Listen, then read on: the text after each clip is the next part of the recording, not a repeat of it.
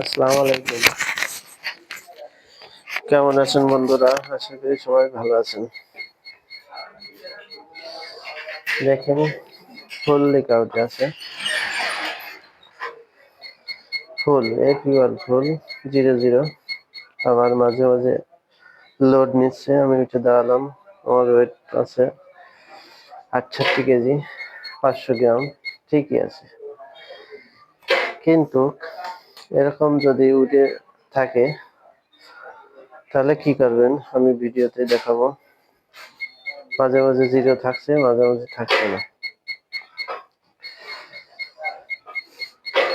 কিলিবি সমস্যা আছে কিনা সেটাও দেখলাম।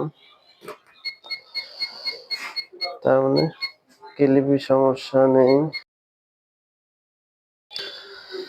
যদি ফুল লিখা ওঠে সেই ক্ষেত্রে অনেক সময় লোড ছেলেও সমস্যা হতে পারে, আবার সার্কিটেও সমস্যা হতে পারে।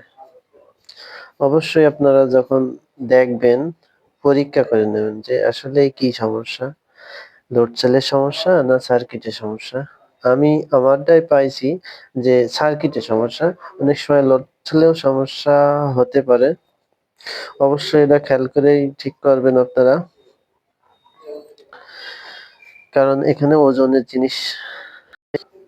মেশিং 100 কেজি, ডিজিটাল স্কেল, পান্ডা ডিজিটাল স্কেল। মেশিনটার নাম আছে পান্ডা। একদম নতুন মেশিন এটা। নতুন মেশিন, নতুন মেশিনেরই লোড সেলের সমস্যা বা সার্কিটের সমস্যা হতেই পারে।